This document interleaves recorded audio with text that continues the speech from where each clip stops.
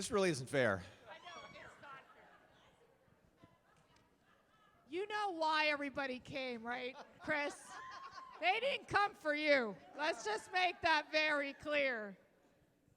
Well, it's a great, okay, first of all, tell me about the first day of CPAC. Great. Okay, favorite speech. What's the favorite speech so far? What do you think? Bongino. Who else? Don Jr., Ted Cruz. DeSantis. What a great governor.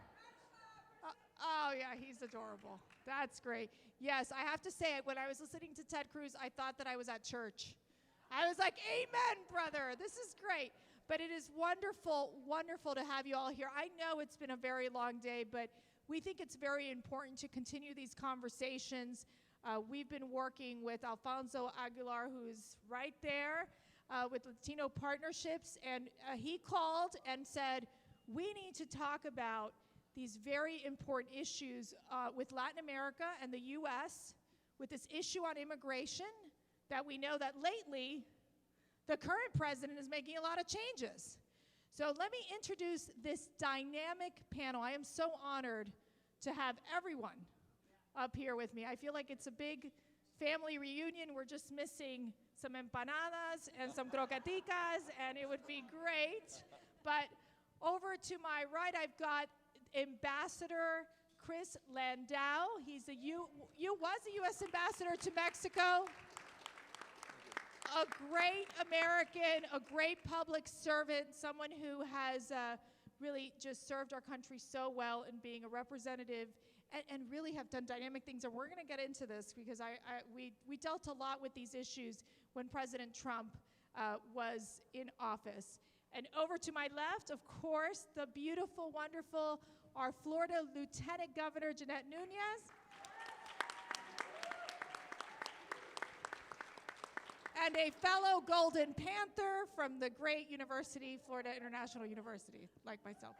And then, then we get these telenovela types. I don't know, but it's wonderful to have actor, filmmaker, someone who I had a chance to campaign with last year. And I got to tell you something.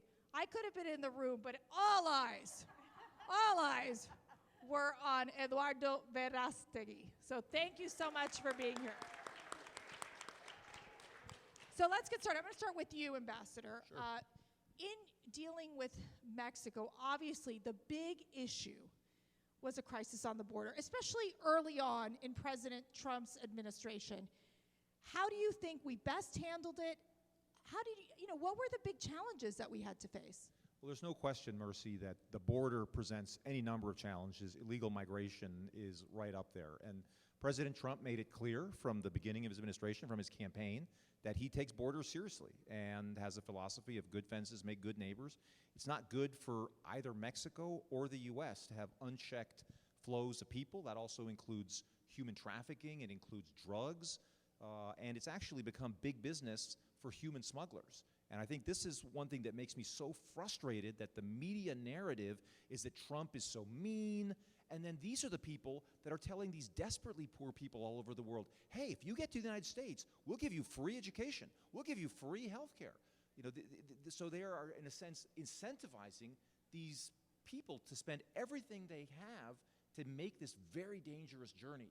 And President Trump put an end to that, and for the first time got the Mexican government to cooperate with the United States in cracking down on third country immigration. I don't think President Trump has gotten the recognition he deserves for that incredible feat of turning around that issue. Thank you. That's right. And one of the issues you brought up was human trafficking. Now, I know, Lieutenant Governor, in Florida, you have done extensive work on trying to stop human trafficking. And I think that the audience, I think it's so important to understand the horrors of what happens when they're trafficking young children, young women, and what have you all been able to accomplish thus far? Absolutely, and thank you, Mercy, for that question. It's such an honor to be here on this illustrious panel.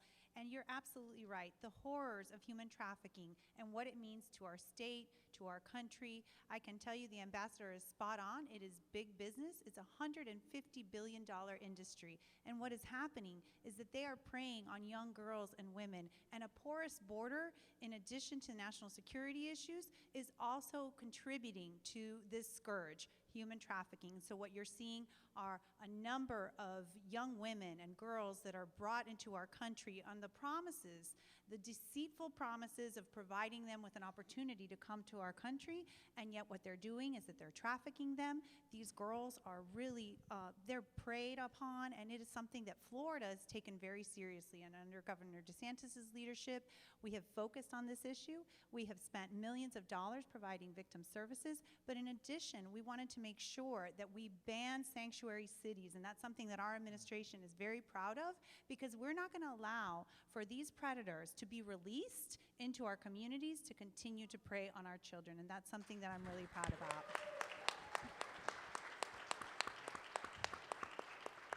Eduardo, we saw this surge that's happening. People now starting to continue to come through the border. As someone who lives in Mexico, what do you think is causing this? Well, my goal was to only bring Ambassador Christopher Landau to this panel, but I end up here being invited. So thank you so much, because I want to recognize the incredible hard work that he did with the government of Mexico and with the administration of President Trump. They brought down in an incredible way the flows of migrants to the United States. So thank you for that. I always mention that he's been the best ambassador we ever had in Mexico. So thank you. Too bad that lasted very, very short time. We want you there forever, but you know, He'll be back. life is like this. But you know, I'm interested in these issues because, like, the issue of abortion have to do with the dignity of the human person. You know, it's very sad when you see, especially coming from Central America, massive flows of migrants coming all the way to the U.S. It's inhumane.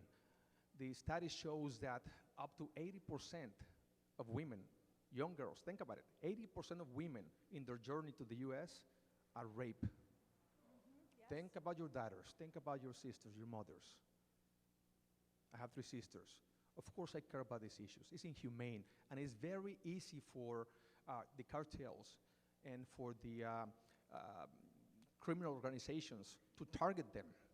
And they end up being victims of torture, victims of extortion and rape. And so much that the border of U.S. and Mexico end up as a hub of sex trafficking. So border security is a human security. Border security is a children's security. And that's why only through a bilateral effort we are going to end this new form of slavery. As Colonel Sarah said, and I agree with him, massive flows of migrants have become a new form of slavery. And the government, the U.S. government, and through a multilateral effort, Guatemala, Honduras, all Central America and Mexico, we need to put an end to this slavery once and for all. Because again, border security is human security. I love that line. Love it. But, you know, Ambassador, we understand the importance of border security. I think even Mexico understands the importance of border security. But obviously, Joe Biden does not understand the importance of border security. So we're talking about open borders. What will be the consequences of this open border policies promoted by the Biden administration? I think we're going to see a humanitarian catastrophe on our southern border, the likes of which we have not seen in our country before. And again, this administration's policies are creating a perverse incentive to lure poor people to spend all their money on smugglers with a false dream, because they come to the United States, then they're undocumented, they have to live in the shadows without human dignity. We've had programs in the past that actually work. We had the Bracero program in the 40s and 50s that actually brought people with a legal status so they could work here, they'd get Social Security afterwards, and then they could make money here and then go back. So that could be a win-win situation for jobs where that labor is necessary. But encouraging people to come illegally really, I think, is creating the potential for a humanitarian crisis. One of the things that is my job as ambassador, I got to go around to the different states of Mexico. And I remember I was with the governor of Veracruz, which is a long coastal state along the Gulf Coast of Mexico that covers about half the way between Guatemala and Texas. And he was telling me that they just had found a truck with like 50-something migrants in a tractor-trailer truck. And a lot of times, it's the bad guys, the cartel, who get the money from these people to transport them, but they don't care about these people's lives. Once they had their money, they abandoned them in a tractor-trailer. And it was by the grace of God that they were discovered.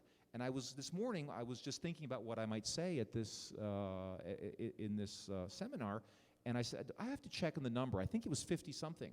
And sure enough, the one the governor had mentioned to me was 58 people in a tractor-trailer, but I saw that since my visit there a few months ago, earlier this month, in February of 2021, they found a trailer with 233 people, and last month, in January, a trailer with 128 people inside. This was not some freakish accident. I mean, this is something that, unfortunately, our own government is now incentivizing, and it's creating a terrible humanitarian crisis for these people, and yet the media continues to portray the people who are incentivizing this as the humanitarian and compassionate ones.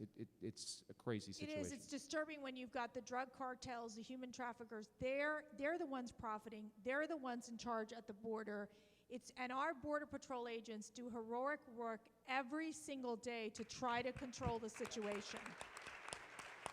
But now you're talking about, and people always ask, I always think this is really good to understand. So you've got the Border Patrol agents who are really at the border. They're the ones watching, they have the technology, they're actually, in many times, processing those that are coming in illegally. And then you've got ICE, which they're the ones that are internal. So they're in the communities already.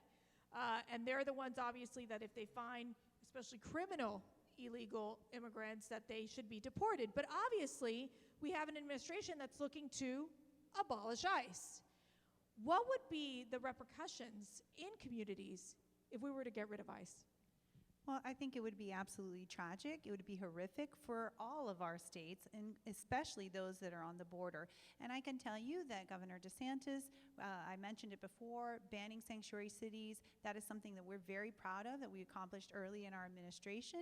But what you see is these individuals that are preyed upon, and they are absolutely in the shadows. And what you've seen is continuously they find ways to take advantage of these girls and these young girls, and sometimes as young as 10 or 11. I'm a mom of 3. Mercy, you're a mom of how many, 10? 5. Of 5. And so it's really tragic. And what you'd see is our communities would once again be places that would be unsafe. And so we're not willing to stand back and let Joe Biden and his cancel culture and his obsession with undoing all of Trump's legacy. And I will tell you, our president had a vast legacy, a lot to be proud of, and this issue is absolutely at the forefront. I have never seen a president more focused on combating human trafficking. He dedicated a White House individual to dedicate that person to the issue of human trafficking. Ivanka Trump herself was spearheading many of these initiatives, and I will tell you, they invested not only lip service, but they invested resources, and that's something that I think the states obviously should replicate. We've done that in our state, and I'm certain that we're going to continue to have to focus on this issue of safety in our communities if he continues to eradicate each and everything that our president did on this particular topic. And I don't know, but if you're a criminal, and I got to spend time at the White House with the angel moms, and the stories that you hear from these parents who've lost their children, have lost a spouse because of criminal, illegal aliens, it is heartbreaking.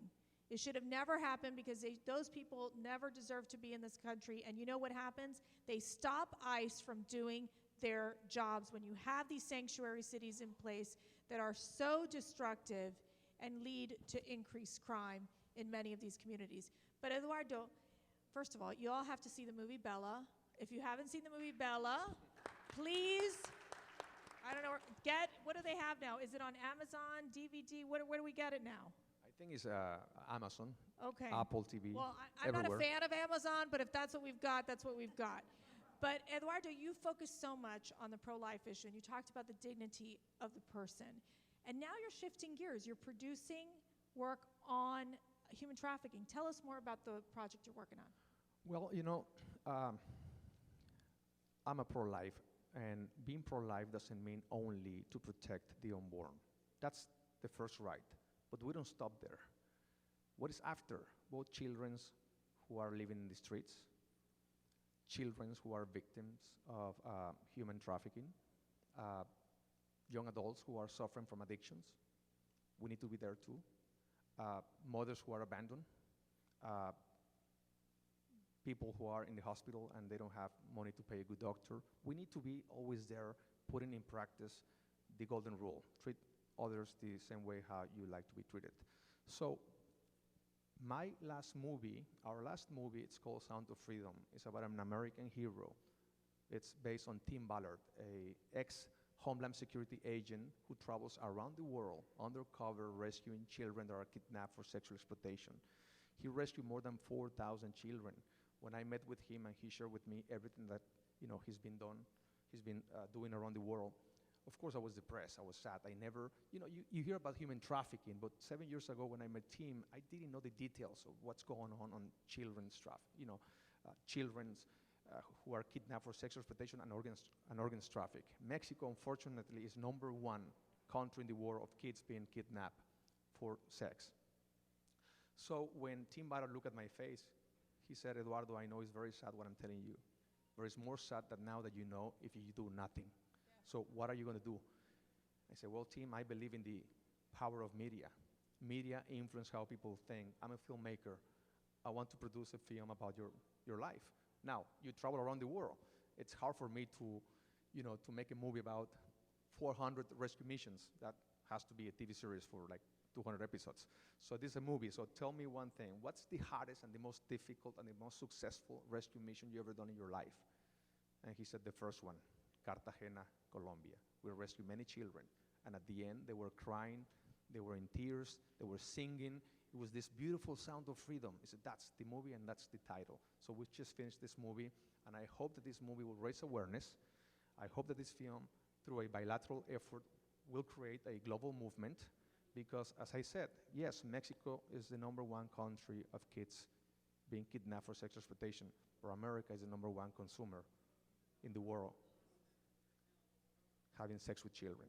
So, again, through a bilateral effort, I believe that we can end this.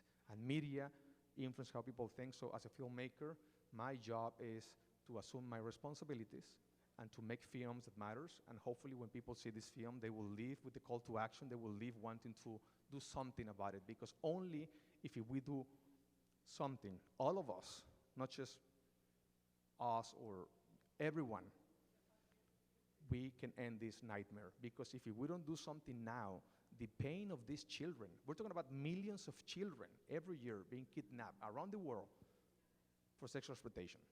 Kids, 1, 2, 3, 4, 5 years old. It's about to surpass the drug business, because you can only sell a kilo of cocaine once, but a child, a precious child, you can sell it for 10 years, 15 years, and these kids are being raped 10 to 15 times a day. If we don't do something now, the pain of these children will reach out to all of us sooner or later, and that pain is going to turn into a nightmare where it's going to be very hard for us to wake up, very hard for us to wake up if we don't do something now. So the movie's coming out this year. Of course, theaters are closed because of COVID, so we're trying to figure out what's going to happen. But it's going to be coming out around June, July, September, October, so we'll let you know. So I hope you can see it, and if your heart is touched, just tell everyone what you just saw, and hopefully the sky is the limit, and you will be doing something that will help to end this nightmare that these children are living. Right now, while we're speaking, there are children Hundreds of thousands of children being raped right now. Think about your daughters. Think about your sons. Well, I mean, I think that's a chilling description of what the reality is. I know we get, stuck in so many of thinking that we're having hard times, but you hear these stories, you meet the victims. It is so, so, so tragic. And it's something that we have to work on stopping. But I want to turn to you, Ambassador. One of the issues I think we're seeing right now are the children coming over without adults. And they're being, in this moment of time, as the Biden administration is describing, putting them in containers. So I think it's important to explain the fact that these migrant children, some of them are 16, 17, 18 years old. What's happening? Why are they coming without adults? Again, it all goes to the incentive structure. And if you say you have a policy that you will not incarcerate a minor, then it's basically a free pass into the United States. I mean, it's a very difficult issue, but what our policies wind up doing, and we've seen this already, it happened during the Obama administration, there was a huge push of unaccompanied minors because parents from Central America were sending their children up to the States. Also, if you got in with a child, or if you had a child with you, or a minor, again, some of them, 17, children is maybe not the word that would most typically come to mind, but they didn't separate the family units, and so therefore it became a magnet, and they found that, human ingenuity is pretty amazing. They found that people were actually kind of renting children at the border to come across with children. I mean, it's kind of mind-boggling. Then the people would get into the United States. They couldn't be held because they had to be with the child, and then they would be released because they couldn't be held that long.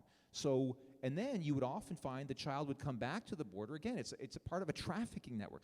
I think they actually found, I have a statistic that somewhere north of 30% of the minors at the border were not biologically related to the adults they were coming in with. But this is a direct result of our policies that are putting a premium on this. And it's the kind of the perverse and unintended consequences of a lot of these policies that you create incentives for people to send their children. Imagine sending a child on this dangerous journey. I mean, as ambassador of the United States, I couldn't travel across northern Mexico, okay? It's too dangerous. Could you imagine sending your,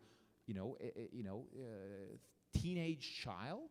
But, again, a lot of these people are very desperately poor, and, they're lured by the American dream. And so, I think it's one of those things that we need to always be thinking, how do we de-incentivize this journey? And unfortunately, the moves I'm seeing from the Biden administration, they are incentivizing it, particularly now on asylum. I mean, this is something that I think a lot of people don't realize, that, you kind of imagine illegal aliens trying to get into our country, kind of by hiding and doing it surreptitiously.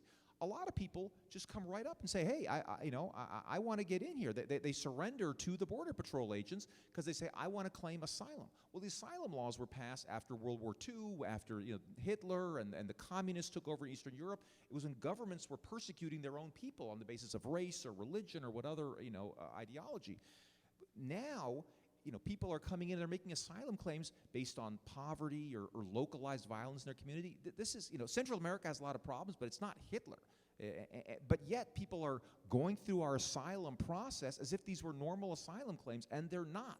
And so we are, again, normalizing a way for people to get into our country that is completely foreign to the way the laws were meant to work. And it's maddening as a lawyer seeing how the laws are being perverted. Which I find it interesting. They've always said that Mexico had stronger immigration laws than the United States. Is that correct?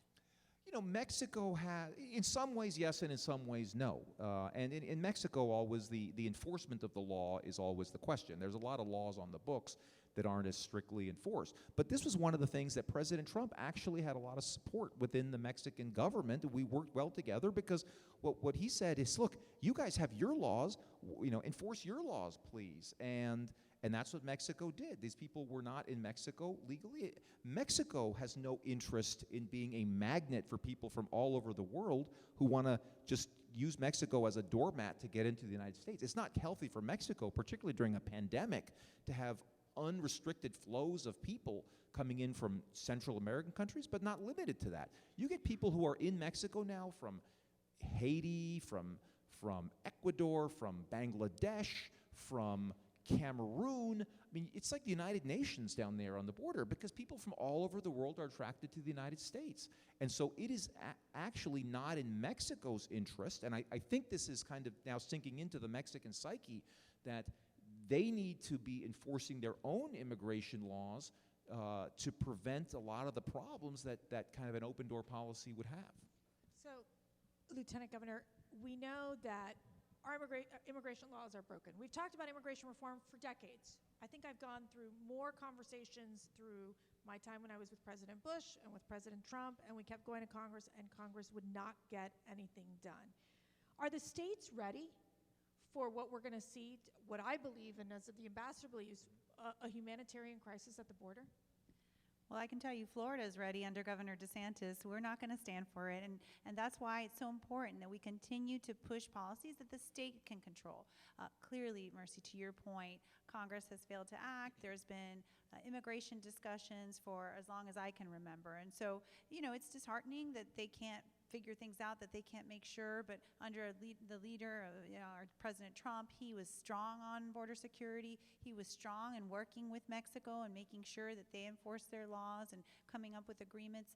But I can tell you that a lot of states are very much aligned with Biden's thought process, with his open borders, come in, no questions asked, pull out the welcome mat for human traffickers, drug smugglers, and cartel. And so I shudder to think what's going to happen to those states. But I'll tell you what's happening. A lot of those states today, with the issues with the pandemic and the economic recovery, those individuals that are of sane mind and that have similar thought processes as us, that want to make sure that our kids can go to school and that we can earn a living, they're flocking to states like Florida. And so we've seen a boom of individuals and businesses coming to Florida because we believe in the right to make sure we are taking care of our people. We believe in law and order. We believe in personal responsibility. And so I can't speak for other states, but I can tell you Florida is absolutely ready for what may come, but we certainly feel like our members of Congress, those, I know many of them are speaking here today and throughout the weekend, they need to hold Biden accountable because his policies are going to be devastating across the board. So I just want to say a lighter note, because I know this has been a very serious discussion. But when I was with Eduardo in Miami, okay, we went to Mass together, and then there's these great little nuns. I think they're the Carmelites, right, Melissa? My sister's here; she was there too. And they were swarming Eduardo after Mass. It was like 10 nuns and Eduardo. It was like Sister Act 2. It was fantastic. Anyways, I thought I had to lighten up the conversation a little bit. Anyways, Eduardo, has Mexico done enough? Oh, look, you're really blushing. This is great. Has Mexico done enough? I got you off your game, didn't I? You know what? In the migration crisis. I think before I didn't think that they were doing enough. When Ambassador Christopher Landau started working in Mexico, and because of the Trump administration, they started doing a lot. And that's why I said it in the beginning, I wanted to recognize the incredible work that Ambassador Landau did, because he influenced a lot of politics in Mexico and in a positive way. And it's very sad now that what you were saying before, the perception is reality. So the perception right now in Mexico and Central America is that, wow, now we have to do this fast.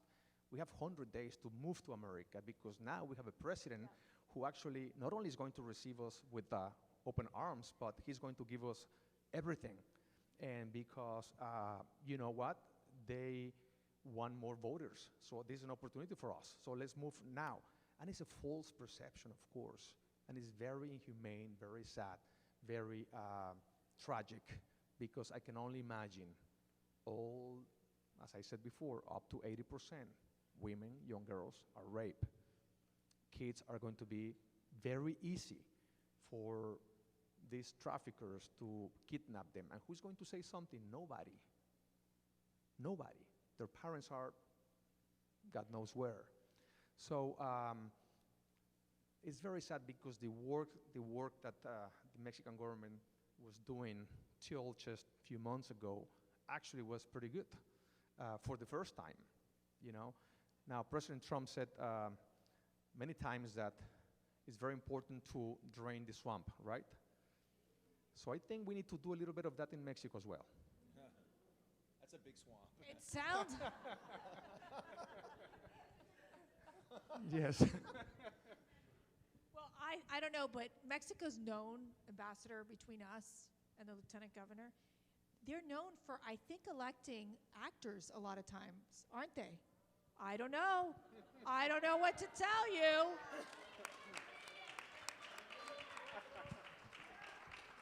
So, Eduardo, are you interested in politics?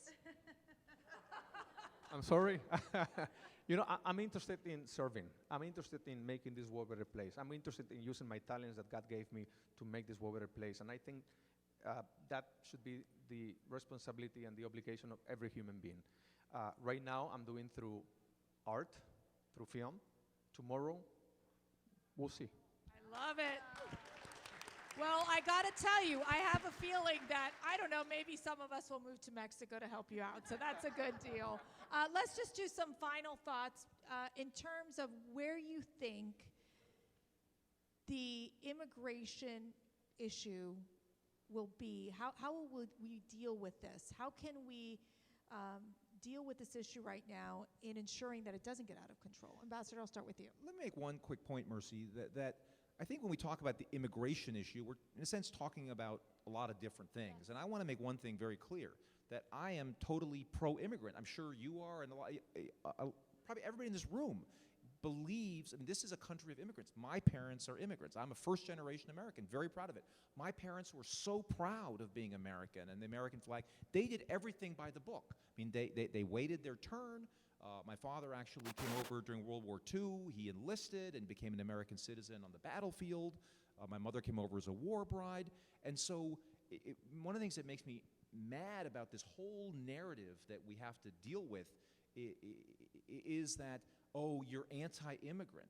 Absolutely not. It's anti-illegal immigrant. Let's all do it the right way. Have the people who are waiting in line not have somebody cut in front of them in line. And second, the notion that this is anti-Hispanic.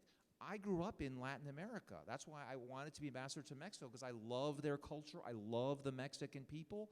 But I don't think, again, having a situation that lures people from Mexico and other countries to work illegally in our country, in the shadows, without dignity, without recognition, is a humane and a desirable situation. So I think it's very important for us, as we talk about these very important issues, always to make sure to message it that way, because to me, we need to have a message of hope and opportunity. And I think it's no coincidence that real wages for working Americans rose under President Trump at the same time that there was a crackdown on illegal migration. Because unfortunately, there's a lot of vested, powerful interests in our country that have a big interest in having cheap labor in our country. And frankly, one of my big concerns is that we're asking Mexico to crack down on people, but we're not lifting hardly a finger to crack down on the big businesses that are employing not tens, not hundreds, not thousands, but millions of illegal aliens in our own country. And we have a judicial system that works here, yet we're not doing anything about that. So I think that we need to get more serious on our side of the border to reduce the incentives that are bringing people over. Thank you. That's great. That's great. And Lieutenant Governor, you also have a similar story. I mean, your parents are immigrants. What are your thoughts as we go into this Biden administration and the future of where we are in terms of the immigration crisis?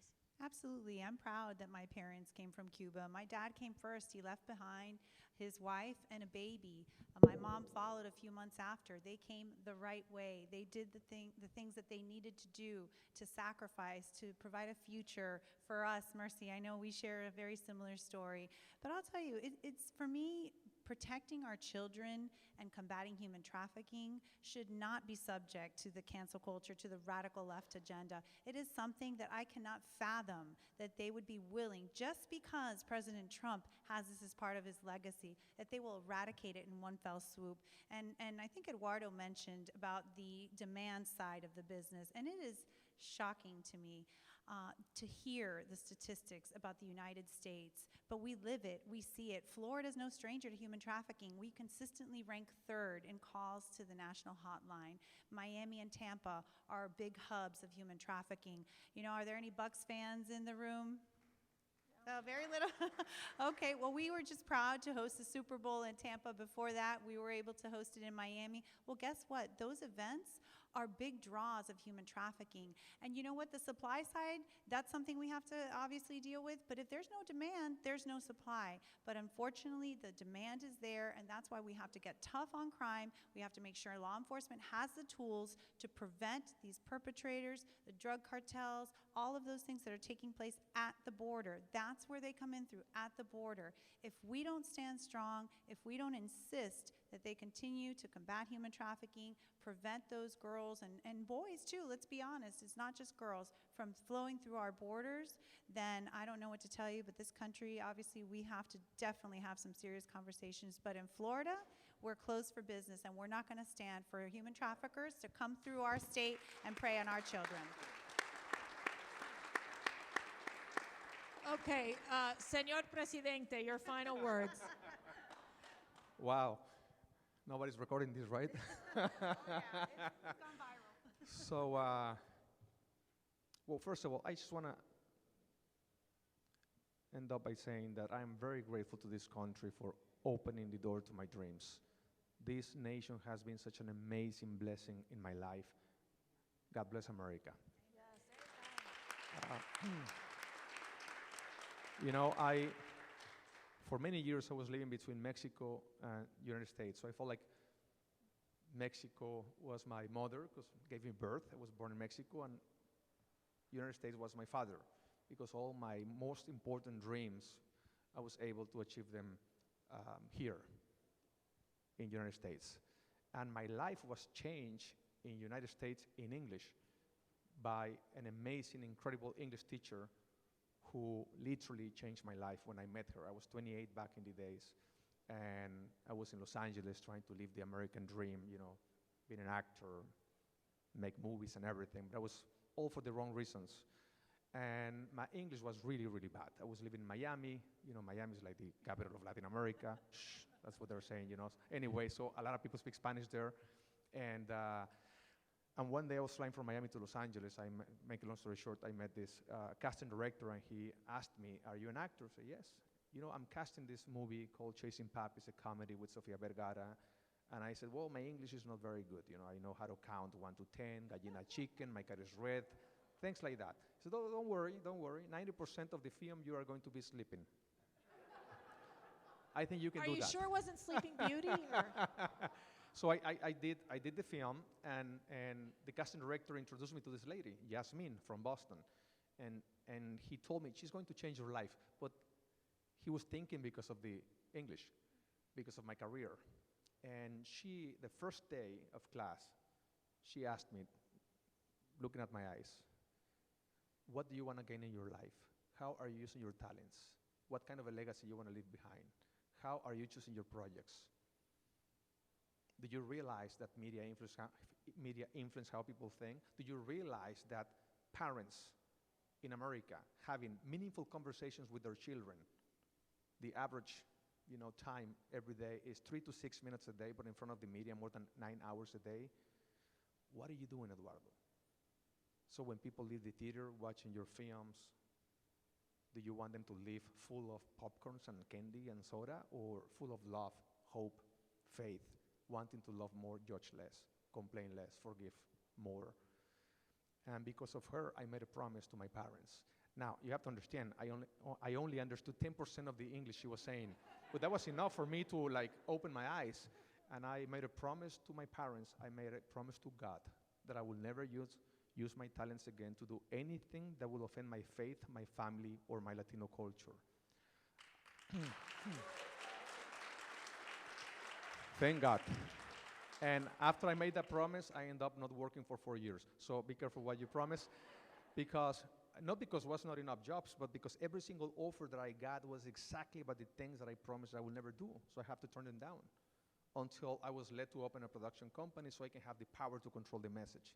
And that's when I started this company called Metanoia Films, with the vision of making films that matters, films that hopefully when people leave the theater, they will leave wanting to be a better person.